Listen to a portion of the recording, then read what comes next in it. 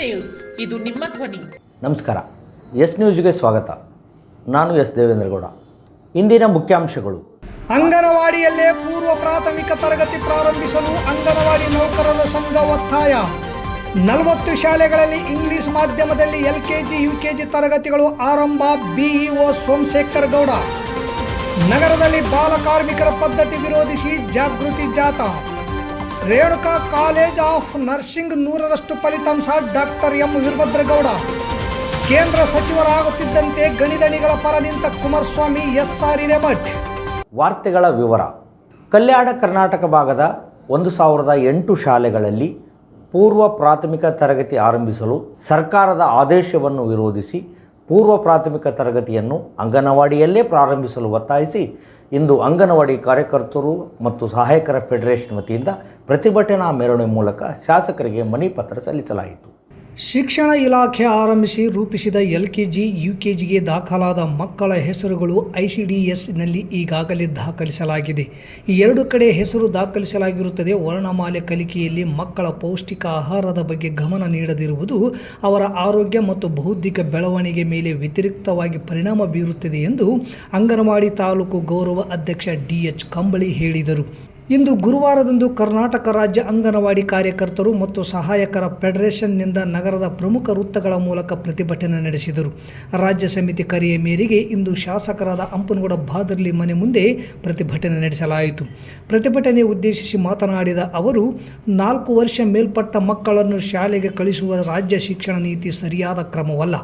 4 ವರ್ಷದ ಮೇಲ್ಪಟ್ಟು ಮಕ್ಕಳು ಶಾಲೆಗೆ ಹೋದರೆ ಅವರಿಗೆ ಮಾನಸಿಕ ಮತ್ತು ಬೌದ್ಧಿಕವಾಗಿ ಅಭಿವೃದ್ಧಿಯಲ್ಲಿ ಬಹಳ ತೊಂದರೆಯಾಗುತ್ತದೆ. ಅಲ್ಲದೆ ಮಕ್ಕಳಲ್ಲಿ ಪೌಷ್ಟಿಕಾಂಶ ವೃದ್ಧಿಸುವ ಉದ್ದೇಶದಿಂದ ಅಸ್ತಿತ್ವಕ್ಕೆ ಬಂದ ಅಂಗನವಾಡಿ ಕೇಂದ್ರಗಳನ್ನು ಮುಚ್ಚಬೇಕಾದ ಪರಿಸ್ಥಿತಿ ಬರುತ್ತದೆ.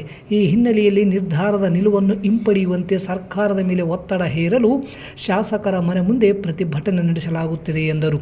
ಸರ್ಕಾರ ತನ್ನ ಪೂರ್ವ ನಿರ್ಧಾರವನ್ನು ತಕ್ಷಣವೇ ಹಿಂಪಡೆದು ಅಂಗನವಾಡಿ ಕೇಂದ್ರ ಬಲಪಡಿಸುವಂತೆ ಒತ್ತಾಯಿಸಿ ಶಾಸಕರು ಊರಲ್ಲಿ ಇಲ್ಲದ ಕಾರಣ ಕಾಂಗ್ರೆಸ್ನ ಮಾಜಿ ಜಿಲ್ಲಾ ಪಂಚಾಯಿತಿ ಸದಸ್ಯ ಬಾಬುಗೌಡ ಬಾದರ್ಲಿಯವರಿಗೆ ಮನವಿ ಸಲ್ಲಿಸಲಾಯಿತು.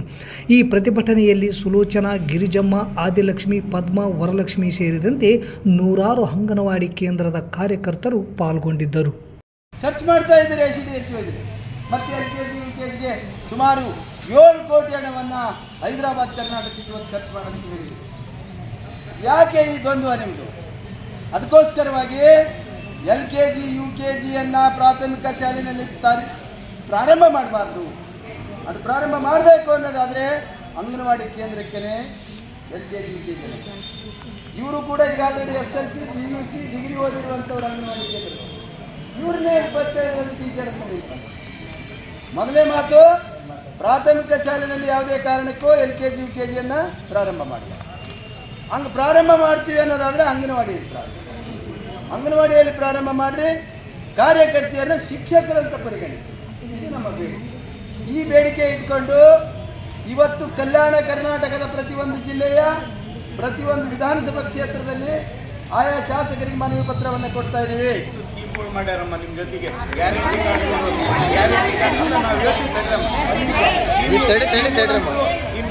ಎಲ್ಲರೂ ಏನಂತಾರಮ್ಮ, ಬರೀ ಗಂಡ್ಮಕ್ಳೆಲ್ಲರೂ ಬೇಕಂತಾರೆ. ನಮ್ಗೆ ಏನಪ್ಪ ಬರೀ ಹೆಣ್ಮಕ್ಳು ಯೋಜನೆ ಮಾಡಿರಿ, ನೀವು ಗಂಡ್ಮಕ್ಳು ನಮ್ಗೆ ಏನು ಮಾಡಲ್ಲ ಏನಂತ. ನೀವು ಗೃಹಲಕ್ಷ್ಮಿದು ಬಾಂಡಮ್ಮ, ಬಸ್ಸಿಂದು, ನಿಮ್ಮ ವಿದ್ಯುತ್ ಕರೆಂಟಿಂದು ಇವೆಲ್ಲ ಯಾರು ಮಾಡ್ಯಾರಮ್ಮ? ನಮ್ಮ ಸರ್ಕಾರ ಮಾಡ್ಯಾರ? ಯಾರು ಮಾಡ್ಯಾರಮ್ಮ? ಮಾಡ್ಯಾರಿಲ್ಲಮ್ಮ. ಇದನ್ನು ನೀವು ಏನು ಬೇಡಿಕೆ ಇಟ್ಟಿದ್ದೀರಿ ನಮ್ಮ ಶಾಸಕರು ಬಂದಮೇಲೆ ತಿಳಿಸ್ತೀವಿ. ಆದಷ್ಟು ಏನೈತಲ್ಲ ಅವ್ರು ತಿಳಿಸಿ ಆದಷ್ಟು ವಿಧಾನಸೌಧದಲ್ಲಿ ಅವ್ರು ಮಾತಾಡ್ತಾವಮ್ಮ ನಿಮ್ಮ ಜೊತೆಗೆ ಅಂತ ಹೇಳಿ 2 ಮಾತುಗಳನ್ನು. ಪ್ರಸ್ತುತ ಸಾಲಿನಿಂದ ತಾಲೂಕಿನಲ್ಲಿ 40 ಶಾಲೆಗಳಲ್ಲಿ ಪೂರ್ವ ಪ್ರಾಥಮಿಕ LKG UKG ಮತ್ತು ದ್ವಿಭಾಷಾ ತರಗತಿಗಳು ಆಂಗ್ಲ ಮಾಧ್ಯಮದಲ್ಲಿ ಆರಂಭಿಸಲು ಅಧಿಸೂಚನೆ ಹೊರಡಿಸಿದ್ದು, ಸಂಬಂಧಪಟ್ಟ ಶಾಲೆಗಳ ಮುಖ್ಯ ಗುರುಗಳು ಅಚ್ಚುಕಟ್ಟಾಗಿ ನಿರ್ವಹಿಸಿಕೊಂಡು ಹೋಗಲು ಕ್ಷೇತ್ರ ಶಿಕ್ಷಣಾಧಿಕಾರಿ ಸೋಮಶೇಖರ್ ಗೌಡ ತಿಳಿಸಿದರು.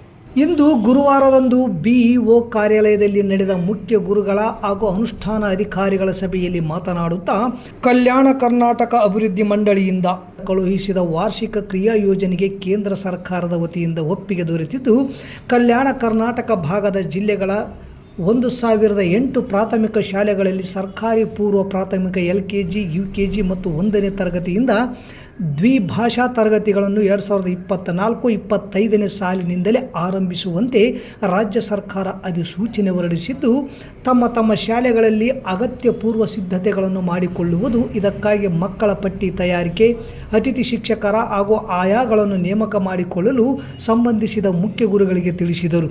ಚುನಾಯಿತ ಪ್ರತಿನಿಧಿಗಳು SDMC ಹಾಗೂ ಸಮುದಾಯದ ಸಹಕಾರದೊಂದಿಗೆ ಕಾರ್ಯಕ್ರಮಗಳನ್ನು ಹಮ್ಮಿಕೊಂಡು ತರಗತಿಗಳನ್ನು ಆರಂಭಿಸುವಂತೆ ತಿಳಿಸಿದರು. ನಗರದ Kadriya colony, Badebes, TBP camp ಶಾಲೆಗಳಲ್ಲಿ ಇನ್ನು ಗ್ರಾಮಾಂತರದ ಪ್ರದೇಶದ Amarapur, Aralahalli, Ayanur, Chiratnal, Belagurki, Bhogapura, Channahalli, Chikkaperigi, Dadesugur, Dittigi, Ginivar, Gorebal, Gududur, Gonwara, Jalihal, Gunjalli, Hediginal, Huda, Gandhinagara, Venkateshwara camp J, Hanchinala camp K, RH colony number 3, Kolbal, Kurkunda, Marsiruvar, Malkapura, Olaballari, Puldinni, Ramatnal, Roudkunda, 7ನೇ mile camp, Sidrampura, Bappur, Singapura, Hosalli K, Turvihal ಕೋಟೆ, ಮುಕ್ಕುಂದ, ಸಾಲ್ಗುಂದ, ಸೋಮಲಾಪುರ, ಉಪ್ಪಳ, ರಾಗಲ್ಪರ್ವಿ, ಎಲೆಕೂಡ್ಲಿಗಿ, ಎದ್ದಲದೊಡ್ಡಿ ಮತ್ತು ವೀರಾಪುರ ಗ್ರಾಮಗಳ ಶಾಲೆಗಳಲ್ಲಿ ತರಗತಿಗಳು ಆರಂಭವಾಗಲಿದ್ದು, ಸಾರ್ವಜನಿಕರು, ಪಾಲಕ ಪೋಷಕರು ಇದರ ಸದುಪಯೋಗ ಪಡಿಸಿಕೊಳ್ಳಬೇಕೆಂದು ತಿಳಿಸಿದರು. ಈ ಸಂದರ್ಭದಲ್ಲಿ BRC ಸಮನ್ವಯ ಅಧಿಕಾರಿ ಬಸವಲಿಂಗಪ್ಪ, ನೋಡಲ್ ಅಧಿಕಾರಿ ರವಿ ಪವಾರ್, BRPಗಳಾದ ಮೈನುದ್ದೀನ್, ಹುಲ್ಗಪ್ಪ ಸೇರಿದಂತೆ ತಾಲೂಕಿನ 40 ಶಾಲೆಗಳ ಮುಖ್ಯ ಗುರುಗಳು, CRPಗಳು ಉಪಸ್ಥಿತರಿದ್ದರು. ಸಿಂಧನೂರು ನಗರದಲ್ಲಿ ಇಂದು ಬಾಲಕಾರ್ಮಿಕ ಪದ್ಧತಿ ವಿರೋಧಿಸುವ ಅಂಗವಾಗಿ ಜಾಗೃತಿ ಜಾಥಾ ಕಾರ್ಯಕ್ರಮವನ್ನು ಹಮ್ಮಿಕೊಳ್ಳಲಾಗಿತ್ತು. ಈ ಕಾಲ್ನಡಿಗೆ ಜಾಥಾವು ನಗರಸಭೆ ಕಚೇರಿಯಿಂದ ಪ್ರಾರಂಭಗೊಂಡು ತಹಶೀಲ್ದಾರ್ ಕಾರ್ಯಾಲಯದಲ್ಲಿ ಮುಕ್ತಾಯಗೊಳಿಸುವ ಮೂಲಕ ಜಾಗೃತಿ ಮೂಡಿಸಲಾಯಿತು.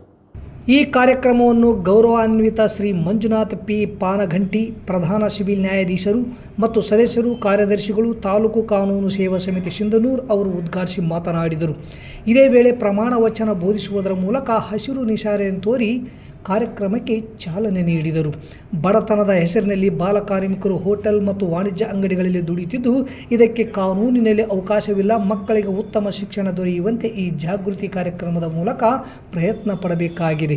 ಈ ಕಾರ್ಯಕ್ರಮದಲ್ಲಿ N. ರಾಮನಗೌಡ ವಕೀಲರು ಹಾಗೂ ಅಧ್ಯಕ್ಷರು, ತಾಲೂಕು ನ್ಯಾಯವಾದಿಗಳ ಸಂಘ, ಗೌರವಾನ್ವಿತ ರೂಪಾ C. 2ನೇ ಅಪರ ಸಿವಿಲ್ ನ್ಯಾಯಾಧೀಶರು, JMFC ಸಿಂಧನೂರು ದಂಡಾಧಿಕಾರಿ ಅರುಣಕುಮಾರ್ ದೇಸಾಯಿ, ಪೌರಾಯುಕ್ತ ಮಂಜುನಾಥ್ ಗುಂಡೂರ್, ಗೋಪಾಲ್ ಧೂಪದ್ ಕಾರ್ಮಿಕ ನಿರೀಕ್ಷಕರು ಹಾಗೂ ಪೊಲೀಸ್ ಇಲಾಖೆ ಸಿಬ್ಬಂದಿಗಳು ಭಾಗವಹಿಸಿದ್ದರು.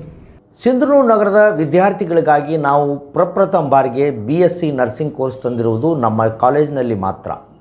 ಬಳ್ಳಾರಿ, ಹೊಸಪೇಟೆ ಇನ್ನಿತರ ಬೇರೆ ದೂರದ ಊರುಗಳಿಗೆ ಹೋಗಿ ಅಭ್ಯಾಸ ಮಾಡುವುದನ್ನು ಮತ್ತು ಹೆಚ್ಚಿನ ಖರ್ಚು ವೆಚ್ಚಗಳನ್ನು ಭರಿಸುವುದನ್ನು ತಡೆಯುವ ಉದ್ದೇಶದಿಂದ ಈ ಕಾಲೇಜನ್ನು ಮೊದಲ ಬಾರಿಗೆ ಸಿಂಧನೂರು ನಗರದಲ್ಲಿ ಪ್ರಾರಂಭ ಮಾಡಲಾಗಿದೆ ಎಂದು ಡಾಕ್ಟರ್ M. ವೀರಭದ್ರಗೌಡ ಹೇಳಿದರು.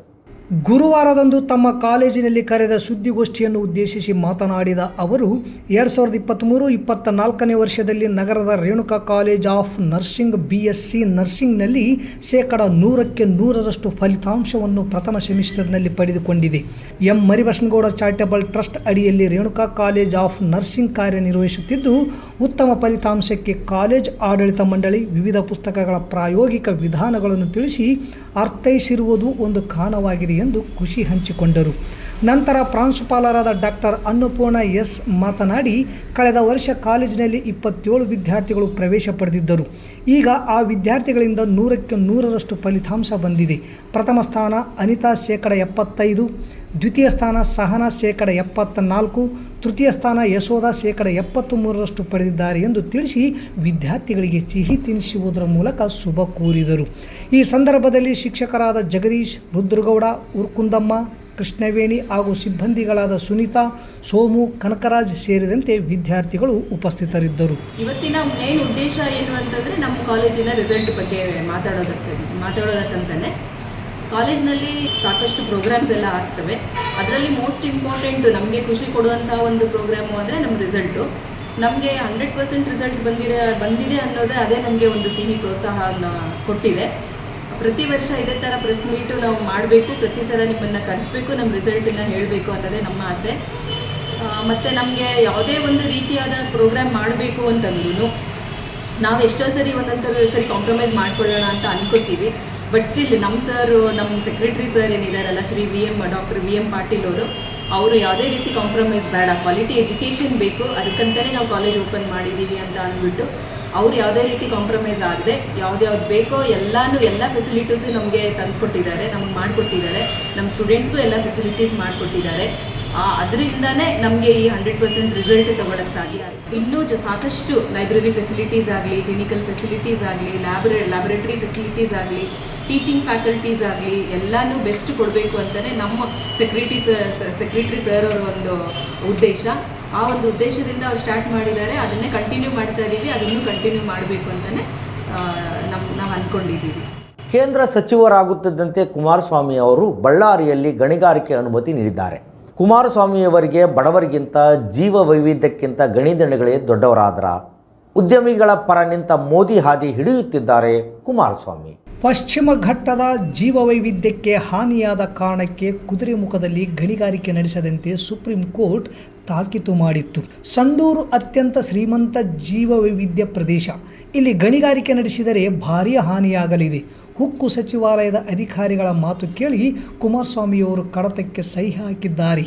ಅವರು ನಿರ್ಧಾರವನ್ನು ಮರುಪರಿಶೀಲಿಸಬೇಕು.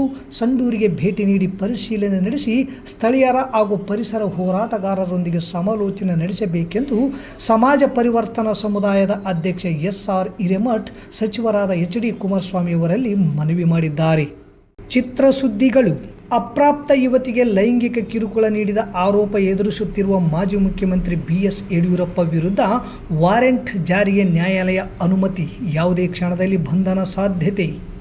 ಲೋಕಸಭೆ ಚುನಾವಣೆ 140ಕ್ಕೂ ಹೆಚ್ಚು ಸ್ಥಾನಗಳಲ್ಲಿ EVM ಮೂಲಕ ಚಲಾವಣೆಯಾದ ಮತಗಳಿಗಿಂತ ಅಧಿಕ ಮತಗಳ ಎಣಿಕೆ. ಸಾಮಾಜಿಕ ಜಾಲತಾಣಗಳಲ್ಲಿ ಭಾರೀ ಚರ್ಚೆ.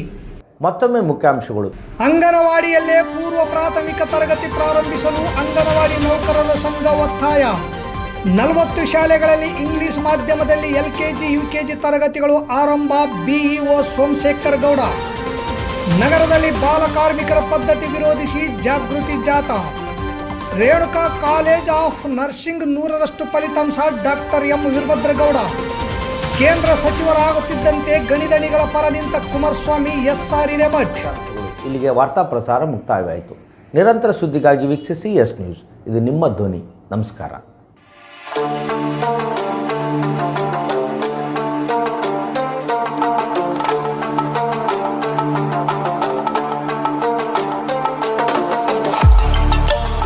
ಕೇಂದ್ರ ಮತ್ತು ರಾಜ್ಯ ಸರ್ಕಾರದಿಂದ ಮಾನ್ಯತೆ ಪಡೆದ ಸಂಸ್ಥೆ Sunrise group of institute Sindhanur. ನಿಮ್ಮ ಮಕ್ಕಳ ಉಜ್ವಲ ಭವಿಷ್ಯಕ್ಕಾಗಿ Sunrise college of pharmacy, school of nursing ಮತ್ತು ಪ್ಯಾರಾಮೆಡಿಕಲ್ ಕಾಲೇಜ್ ಸಿಂಧನೂರು ಈ ಸಂಸ್ಥೆಗೆ ಒಮ್ಮೆ ಭೇಟಿ ನೀಡಿ. ಈ ಸಂಸ್ಥೆಯಲ್ಲಿರುವ ಕೋರ್ಸ್ಗಳು B ಫಾರ್ಮಸಿ ವಿದ್ ಅರ್ಹತೆ PUC ಮತ್ತು ಸೈನ್ಸ್ ಪಾಸ್ ಅವಧಿ 2 ವರ್ಷ. ನರ್ಸಿಂಗ್ GNM PUC ಕಲಾ ವಿಜ್ಞಾನ ವಾಣಿಜ್ಯ ಪಾಸ್ ಅವಧಿ 3 ವರ್ಷ. ಪ್ಯಾರಾಮೆಡಿಕಲ್ DMLT ಮತ್ತು DHI ವಿದ್ಯಾರ್ಹತೆ SSLC ಅಥವಾ PUC ವಿಜ್ಞಾನ ಅವಧಿ 3 ವರ್ಷ.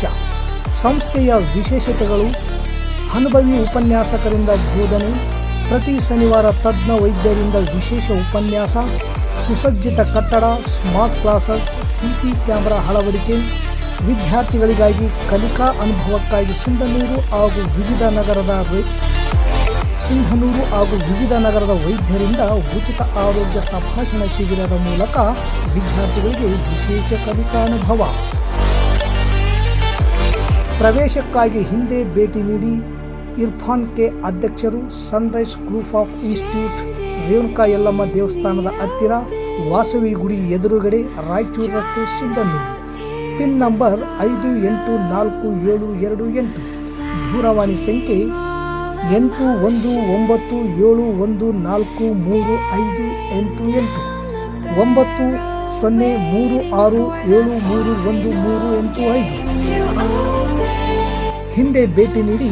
ನಿಮ್ಮ ಮಕ್ಕಳ ಉಜ್ವಲ ಭವಿಷ್ಯಕ್ಕಾಗಿ ಕೇಂದ್ರ ಮತ್ತು ರಾಜ್ಯ ಸರ್ಕಾರದಿಂದ ಮಾನ್ಯತೆ ಪಡೆದ ಸಂಸ್ಥೆ Sunrise group of institute Sindhanur.